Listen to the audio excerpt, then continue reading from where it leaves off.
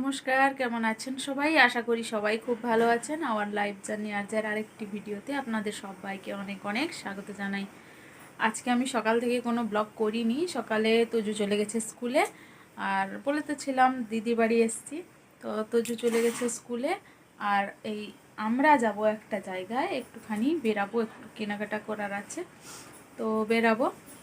তাই জন্য ওখানে গিয়ে করছি না করছি ওটাই শেয়ার করব। তাই সকাল থেকে আর কিছু করিনি। আর বান্নাও হয়ে গেছে সকালে। সকালে রান্না বান্না কী হয়েছে আজকে দেখাচ্ছি। সকালের খাওয়া দাওয়া আমাদের কমপ্লিট, দুপুরে কি খাওয়া হবে ওটা রান্না বান্না হয়ে গেছে। আর আমরা এখন বেরাবো। এই যে আমি এখন স্নান করে পুরোনো ড্রেস পরে আছি, এবার একটা বাইরে যাওয়ার জামা কাপড় পরে রেডি হয়ে থাকবো। ও গেছে, আমার জুতোটা কালকে রাতে ছিঁড়ে গেছে একটু, জুতোটা সেলাই করতে গেছে। তো ও আসুক, দিলে একসঙ্গে দুজনে মিলে বেরিয়ে যাব কেনাকাটা করতে। ওখানে গিয়ে কি কি হচ্ছে দেখতে থাকো। আশা করি আজকের ব্লগটা খুব ভালো লাগবে। তো আজকে সারাদিন আমরা কি করলাম, কেমন লাগলো, অবশ্যই লাস্টে আমাদের রিপ্লে হিসেবে একটা কমেন্ট চাই। তো দেখতে থাকুন, ভালো থাকুন।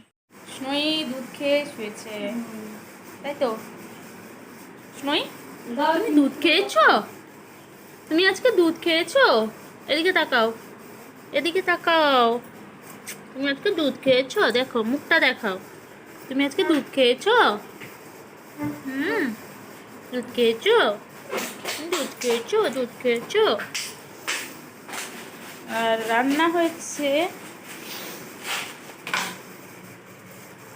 এই যে মাছের মুড়ো দিয়ে একটা সবজির তরকারি,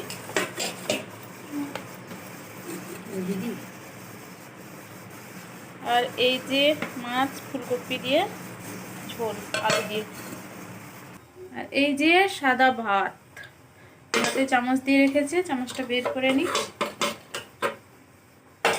ভাতটা গরম থাকবে, চামচটা বের করে নেই থাক। তো হাতটা ধুয়ে নিই, একটু হাত।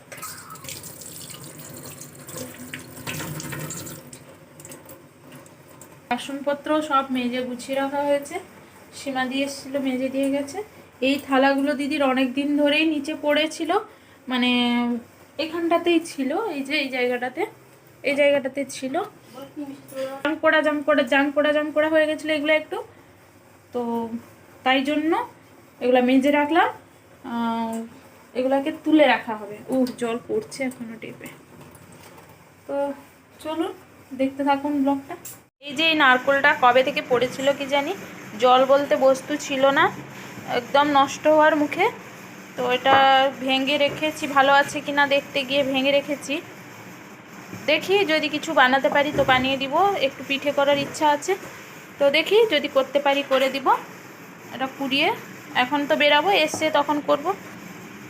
দেখি কি হয়, কি করা যায় এটা নিয়ে। ঘুমানো হলো না, উপরে গিয়ে ঘুমালি? হ্যাঁ, তুই একা বাড়ি থাক, আমরা বেরাবো এক্ষুনি, বুঝেছিস? শুনছিস কান দিয়ে? তো ফাইনালি আমি রেডি হয়ে গেছি, এবার ও আসুক, এলেই বেরাবো।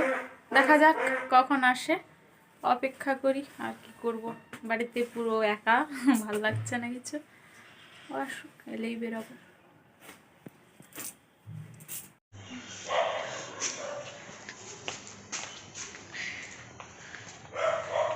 চলো বেরাই।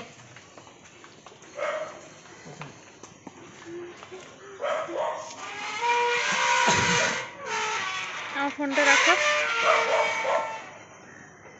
ফোনটা পকেটে রাখো।